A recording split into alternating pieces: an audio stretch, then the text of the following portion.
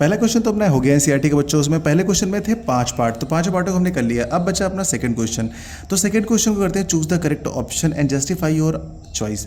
यानी कि आपको इसमें सॉल्व करके दिखाना है और एक आपका आंसर आ जाएगा। यानी कि एमसीक्यू है कुल मिलाकर के। आप देखिए इसमें एमसीक्यूज है, तो इसको सॉल्व करते चलिए। पहले वाला सॉल्व करते हैं। इसमें क्या बता रखा है कि 2 tan 30 2 इंटू tan 30 को हम डायरेक्ट पुट कर रहे हैं बच्चों यहाँ पे।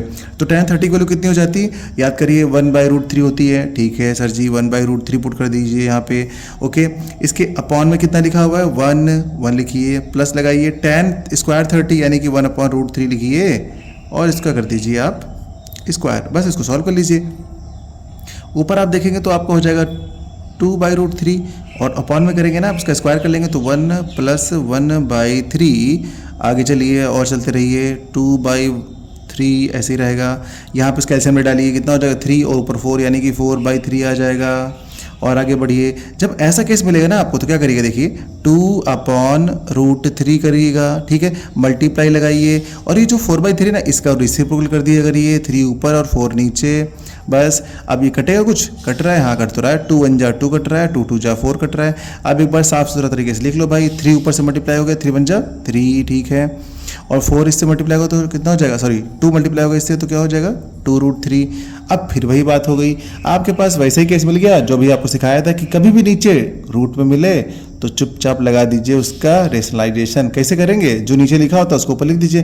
कहोगे सर आप प्लस माइनस बताए थे वो तो है ही नहीं। अब नहीं है तो और अच्छी बात है बेटा, चुपचाप इसको लिख दीजिए 2√3। आप सिर्फ √3 भी ऊपर नीचे लिख सकते हो, लेकिन मैंने पूरा बताया है तो आप पूरा ही लिख लो, चलो ठीक है ना, कन्फ्यूजन नहीं होगा। अब मल्टीप्लाई कर लो, आंसर आ जाएगा। किससे किसको करेंगे हम सर जी मल्टीप्लाई, अब देखिए किससे किसको करना है आपको ऊपर का ऊपर से और नीचे का नीचे से, यानी कि 3 2 जा 6 हो जाएगा। ठीक है, हम लिख देंगे 6√3, बहुत अच्छे। और नीचे कितना आ रहा है 2 2 जा 4 और ये 3 यानी कि 4 हो गया, 2 2 जा 4 हो गया और √3 का मल्टीप्लाई सिर्फ 3 आ गया। ठीक है, अब 3 1 जा 3 और 3 2 जा 6। अब 2 कैसे कटेगा, 2 1 जा 2 और 2 2 जा 4। कुल मिला के आपका जो आंसर बच रहा है वो बच रहा है 3/2, √3/2 ये बच रहा है आपका आंसर। अब मैच कराओ बच्चा, इसमें से कौन सा है। अब तो लो आ ही नहीं रहा है। अब आ ही नहीं रहा है तो इसका मतलब आप ये बताइए, ये जो √3/2 है ये किसकी वैल्यू है, क्या ये sin 60 की है, यस sin 60 की है। cot 30 कितनी cos 60 कितनी होती है, cos 60 की होती है 1/2 होती है। और tan 60 कितनी होती है, √3 होती है। sin 30 की 1/2, सिर्फ इसकी वैल्यू मैच कर रही है। इसका मतलब ये क्या है, ये आपका sin 60 है। मतलब वैल्यूज आपको पूरी तरीके से ये वाली एक्सरसाइज लर्न करा कर ही मानेगी, है ना। तो ये हो गया आपका पहला, यानी कि ए आंसर आपका सही है, ये वाला करेक्ट। ठीक है, 45 ये हमने क्वेश्चन नोट कर लिया। इसके आगे पुट करते हैं इसकी वैल्यूज। 1 के प्लेस पे 1 ही रहेगा, माइनस लगाइए। उसके बाद tan स्क्वायर 45 की वैल्यू आप 1 रख देंगे और जब इसकी 1 रखेंगे ना इसका कर देंगे स्क्वायर। अपॉन में भी ये काम करेंगे, 1 रखेंगे और इसका कर देंगे प्लस लगा के 1 की वैल्यू रखने के बाद उसका करेंगे स्क्वायर। आगे बढ़ के सॉल्व करेंगे तो आएगा 1 - 1 और अपॉन में 1 + 1। आगे चल के ऊपर 0 हो जाएगा और नीचे आएगा 1, तो इसका आंसर कुल मिला के 0 हो जाएगा। अब आपको ये बताना है बच्चा कि 0 इसमें से किसकी वैल्यू होगी। देखिए tan 90 की वैल्यू कितनी होती है बच्चों, tan 90 याद करिए, चार्ट आपको दिखाते हैं। देखिए ये देखिए tan 0 की वैल्यू 0 होती है, tan 90 की वैल्यू कैन नॉट फाइंड होती है। समझ रहे हैं आप लोग, ये चार्ट आप लोग के पास होना चाहिए। अच्छा अगला देखो, अगला है 1 तो आंसर आया ही नहीं, बात ही खत्म। sin 45 कितनी होती है, sin 45 आपकी कितनी हो जाएगी 1/√2 और यहाँ लास्ट में 0, तो 0 आपके पास आया वो तो सॉल्यूशन में। बस यही वाला मैच कर गया। मतलब मैं आपको बता रहा हूँ कैसे आप मैच कराएंगे। क्वेश्चन नंबर 3, यानी कि सेकंड का क्वेश्चन नंबर 3 है, थर्ड पार्ट है अपना। तो इसमें क्या दिया हो, sin 2 = 2 sin A is true when angle A = क्या, यानी कि एंगल A के प्लेस पे कौन सी वैल्यू पुट करी जाए कि इन दोनों की वैल्यू सेम आ जाए, यानी इक्वल आ जाए। तो यहाँ पर हमारे पास दिया हुआ है बच्चों, यहाँ पर देखिए ये वैल्यूज दे रखी है। यहाँ पर कितनी, एक वैल्यू दे रखी है 0, एक 30, एक 45, एक 60। क्या ऐसा रख दिया जाए दोनों के प्लेस पे कि ये दोनों की वैल्यू जो है सेम आ जाए। अच्छा देखिए जब आप 30 पुट करेंगे ना यहाँ पे तो कितना हो जाएगा, ये 2 मल्टीप्लाई में एंगल के साथ तो हो जाएगा 60 और sin 60 की वैल्यू कितनी होती है, sin 60 √3/2 होती है। और यहाँ पर अगर आप रखते हैं 30 तो कितना आ जाएगा आपका sin 30 होता है 1/2, कट पिट के आ जाएगा। मतलब किसी कीमत पे वैल्यू सेम नहीं आएगी। तो आप यहाँ पे 0 पुट करके देख लीजिए। तो यहाँ क्या रखेंगे, sin 2 × 0 = 2 sin 0। sin 0 अब इसको से मल्टीप्लाई कर देंगे तो कितना हो जाएगा sin 0 और आगे कितना है 2 × साइन जीरो की वैल्यू बेटा कितनी होती है, 0 होती है। और इधर कितना हो जाएगा, 2 इंटू 0। तो कुल मिला के ये भी 0 और ये भी 0, दोनों क्या हो गए, 0 0। यानी कि जब आप ए के प्लेस पे क्या 0 पुट करेंगे तो वैल्यू इक्वल आएगी। बस यही हो गया इसका सॉल्यूशन। अब करते हैं अपना क्वेश्चन फोर्थ पार्ट करते हैं इसका। फोर्थ पार्ट में साफ साफ दिया है 2 tan 30 1 माइनस tan स्क्वायर 30। चलिए यहाँ पर इसके प्लेस पे वैल्यू पुट करते हैं। यानी कि यहाँ पर हमारे पास दिया है 2 tan 30 और अपॉन में दे रखा है 1 माइनस tan स्क्वायर 30। ठीक है, वैल्यू छापिए। 2 की वैल्यू 2 ही रहने दीजिए। 30 की वैल्यू कितनी होती है, 1 अपॉन रूट 3। ओके, नीचे वाली वैल्यू कितनी बच्चा, 1 माइनस, ये भी उतनी ही है बट इसका स्क्वायर है। आगे बढ़िए तो आगे सॉल्व करेंगे तो कितना आ जाएगा, ऊपर हो जाएगा 2 अपॉन में रूट 3 और यहाँ पे कितना हो जाएगा 1 माइनस 1 अपॉन 3, क्योंकि इसका स्क्वायर खोलेंगे ना। आगे चलते हैं, इसका एलसीएम लेते हैं तो कितना हो जाएगा 2 अपॉन ये रूट 3 रहेगा और यहाँ पर ये हो जाएगा, इसका एलसीएम लेंगे तो 3 और 3 में से बन जाएगा तो 2, यानी 2/3। ठीक है, फिर से वैसे ही केस कुछ आ गया है। अब जब 4 लोग ऐसे मिलेंगे तो मैंने क्या बताया था आपको, आप पहले लिखिए ऊपर वाले, ठीक है लिख दिया, फिर मल्टीप्लाई लगाइए। जो ये नीचे दोनों होते हैं ना, इनका पलट दीजिए, इनको रेसिप्रोकल कर दीजिए। जो नीचे था वो ऊपर हो जाएगा, जो ऊपर था वो नीचे हो जाएगा। अब देखिए 2 से 2 खत्म हो जाएगा। आपका आंसर कितना आ रहा है, 3 अपॉन रूट 3। अब आप फिर नहीं छोड़ सकते, कहोगे सर अब तो आप सीख चुके हैं, रूट 3 से ऊपर और रूट 3 से नीचे। ये लीजिए, ऊपर को ऊपर से मल्टीप्लाई कर देंगे 3 रूट 3 और अपॉन में रूट 3 3 बाहर आ जाएगा और 3 से 3 को काट देंगे, आ जाएगा रूट 3। अब कहोगे सर आंसर मैच कराते हैं। हमारा आंसर अरे मैच ही नहीं कर रहा है, इसका मतलब रूट 3 आ रहा है लास्ट में, तो रूट 3 किसकी वैल्यू हो सकती है, cos 60 की वैल्यू रूट 3 होती ना, sin 60 की ना, tan 60 की, यस बस। तो इसके आगे लिख दोगे tan 60। तो इस तरीके से बच्चों अपना दूसरा वाला क्वेश्चन भी कंप्लीट हो गया। इसके सारे पार्ट हम लोगों ने कर डाले। आगे देखते कौन बचा है। अब आ गया बच्चों अपना क्वेश्चन नंबर 3, यानी एक्सरसाइज 8.2 का क्वेश्चन नंबर 3 की बात करते हैं यहाँ पर। तो इस क्वेश्चन में देखिए, पहली बात तो मैं आपको बता दूं, ये क्वेश्चन वेरी इंपॉर्टेंट है बच्चा, बहुत बार एग्जाम में पूछा गया है, बोर्ड में बहुत बार पूछा गया है, तो आपके स्कूल में हाफ एलिंग भी ये पूछा जाएगा, ठीक है ना। तो क्वेश्चन नंबर जो 3 इसमें दे रखा है, if tan a plus B equal to root 3, यानी आप लिख दीजिए कि आपके पास गिवन क्या है, tan a plus B is equals to root 3। ठीक है, इतना गिवन है हमारे पास, लिख लिया। उसके बाद दूसरी कंडीशन में दिया हुआ है tan a minus B is equals to 1 upon root 3, इतना दिया है तो आप ये भी लिख लीजिए। ठीक है, उसके बाद आगे बताया गया है कि जो a प्लस बी की वैल्यू है ना वो 0 से ग्रेटर आएगी। अरे इसका मतलब 1 2 3 4 5 कुछ भी आएगी, वो 0 से बड़ी होगी। ठीक है, लेकिन वो वैल्यू जो होगी वो 90 से या तो कम होगी या तो एग्जैक्ट 90 होगी।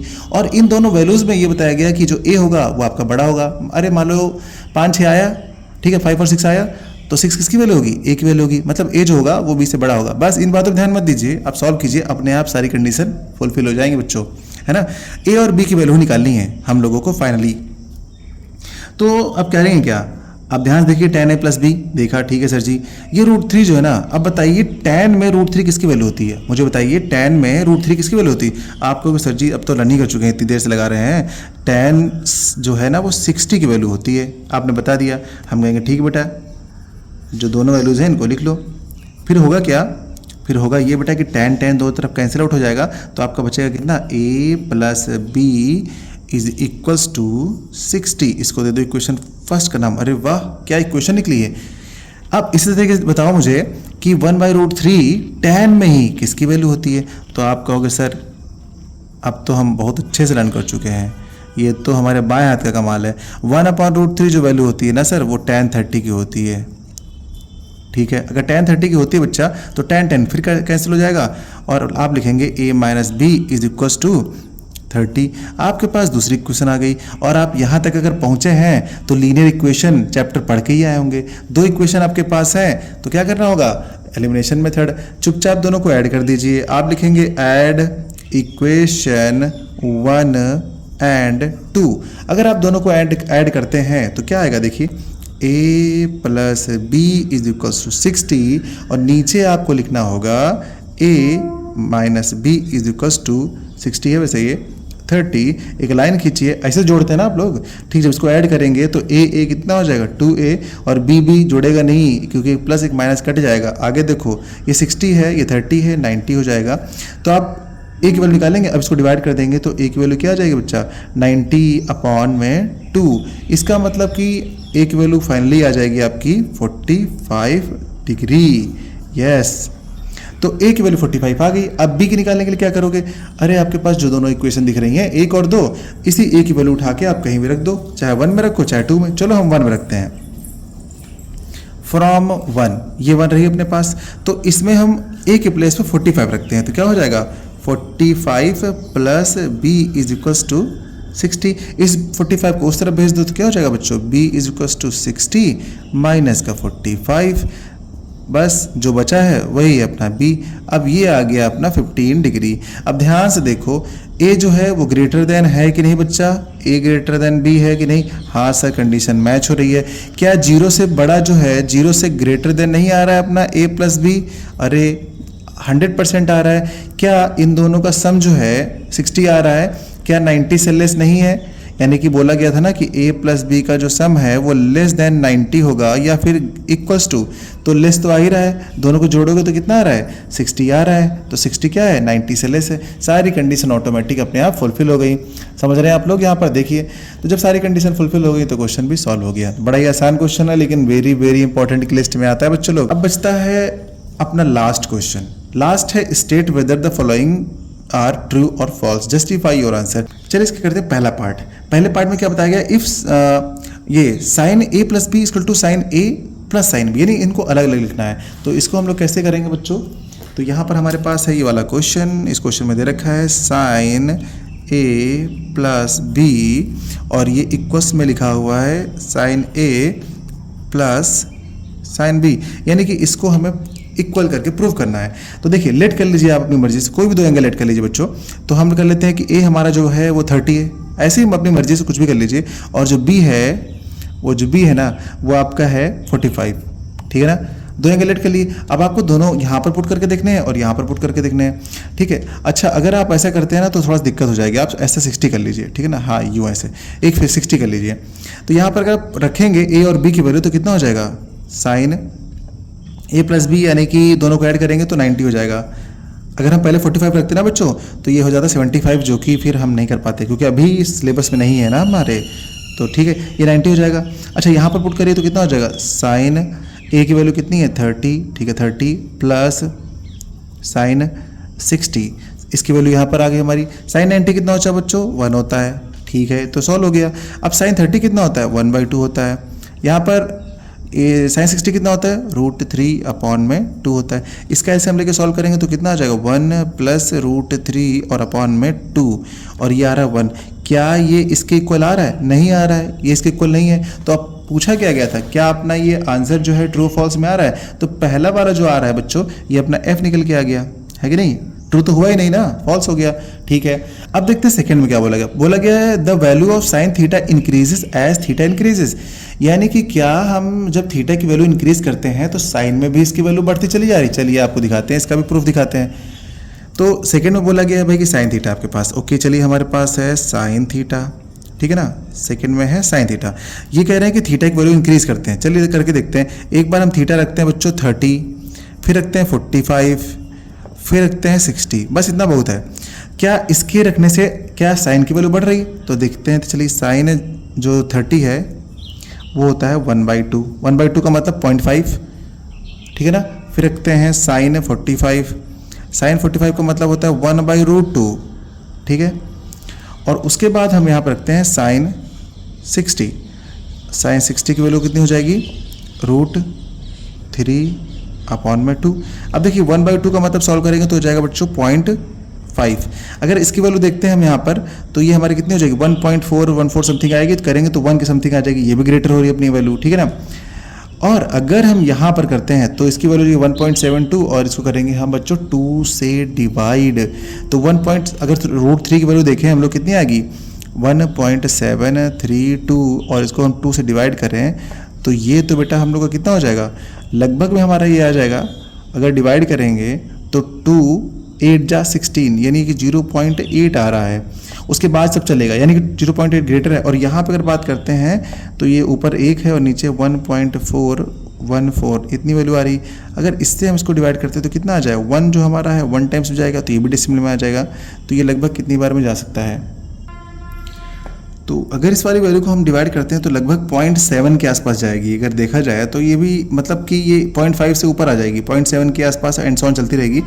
लेकिन अगर यहाँ पे हम 90 ले लेते हैं और साइन 90 को पुट करते हैं, तो अगर देखते हैं साइन 90 पुट करें कितना आएगा, साइन 90, तो साइन 90 की वैल्यू कितनी है, जो 1। तो आप ध्यान से देखोगे साइन 30 की वैल्यू क्या थी, पॉइंट में थी, साइन 45 की थोड़ी बड़ी, साइन 60 की थोड़ी बड़ी। जैसे जैसे हम एंगल बढ़ा रहे हैं वैसे वैसे वैल्यू भी हमारी बढ़ती चली जा रही है। तो ये वाला अपना कैसा हो जाएगा बच्चों, तो ये वाला केस जो है अपना ये हो जाएगा ट्रू। ये कैसा हो जाएगा, ये ट्रू हो जाएगा अपना, है कि नहीं। अब अगले में क्या बोला गया, the value of cos theta increases as theta increase. क्या कॉस के साथ भी ऐसे ही हो रहा है, चलिए कॉस के साथ भी चेक करते हैं। चलिए अब हम कॉस के साथ भी चेक करते हैं, जैसे साइन के साथ चेक किया था, जीरो से चेक करते हैं वैसे। तो कॉस 0 की वैल्यू आ जाएगी बच्चा 1। फिर दूसरे में चेक करते हैं तो कॉस 30, तो कॉस 30 की वैल्यू आ जाएगी अपने √3/2। अभी पीछे हम लोगों ने निकाला था 0.8 के आसपास आ रही थी।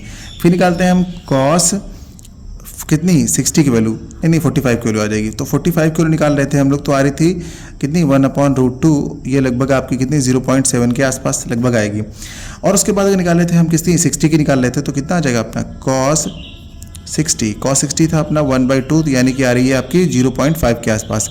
और लास्ट में निकालते हैं कॉस 90, तो ये आ जाएगी बच्चों कॉस 90 आ जाएगा आपका 0। अगर आप ध्यान से देखेंगे तो जो पहले थी 0 पर वो बड़ी थी, फिर से छोटी, फिर छोटी, फिर छोटी, यानी कि कॉस थीटा जैसे ही हम इसके इंक्रीज कर रहे हैं वैसे ही आपका जो कॉस थीटा है ना वो डिक्रीज कर रहा है।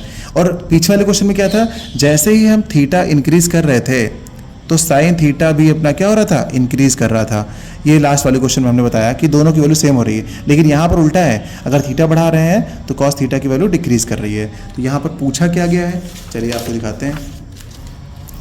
इस वाले में पूछा गया है आपसे, पूछा क्या गया इसमें देखिए, ये the value of cos theta increases as theta increases, यानी कि दोनों की वैल्यू क्या बढ़ रही है, नहीं बढ़ नहीं रही है, एक बढ़ाने पर दूसरी कम हो रही है। पूछा गया sine theta equal to cos theta for all values of theta, क्या साइन थीटा और कॉस थीटा सभी वैल्यूज के लिए, थीटा की सभी वैल्यूज के लिए ये दोनों इक्वल रहेंगे। अरे ऐसे कैसे इक्वल रहेंगे भाई, साइन 30 दे के रख लो, यहाँ पे कॉस 30 रख लो, तो कॉस 30 की वैल्यू कितनी होती है √3/2, साइन 30 1/2, इक्वल आ ही नहीं सकते किसी कीमत पे, फॉल्स लगा दो चुपचाप। Cot A is not a definite for A equal to 0, क्या कॉट की वैल्यू ए इक्वल टू 0 के लिए डेफिनेट है। तो देखिए आप कॉट, अच्छा बताइए कॉट 0 रखेंगे, ठीक है यहाँ पे, तो ये बताइए tan 0 की वैल्यू क्या होती है, ठीक है अभी आपको दिखाते हैं। देखिए tan 0 कितना होता है बच्चों, देखिए tan 0 आपको 0 होता है, ठीक है ना, tan 0 0 होता है। तो यहाँ पे इसके नीचे 1 होता है हमेशा, जब कॉट करोगे तो 1/0 हो जाएगा, और 1/0 अगर किसी चीज़ के लिए आएगा तो क्या वो डेफिनेट होगा, नहीं ये डेफिनेट नहीं होगा, यानी कि ट्रू है। आप सॉल्व नहीं कर पाएंगे इसको, ए इक्वल टू 0 रखने के बाद इसको आप फाइंड नहीं कर पाएंगे। तो ये तो बोला है cot A is not defined for angle A equal to 0, बिल्कुल डिफाइन नहीं कर सकते हम लोग इसको, क्योंकि 1/0 की वैल्यू नहीं पता किसी को। इस तरीके से बच्चों हम लोगों ने पूरा कर लिया है। तो ये वाली एक्सरसाइज भी अपनी कंप्लीट होती है। उम्मीद करता हूँ कि आपको ये क्वेश्चन समझ में आए होंगे। अगर समझ में आए हैं तो इसकी प्रैक्टिस करके रखिएगा। मिलते हैं अगली क्लास में एक नई एक्सरसाइज के साथ। Bye bye.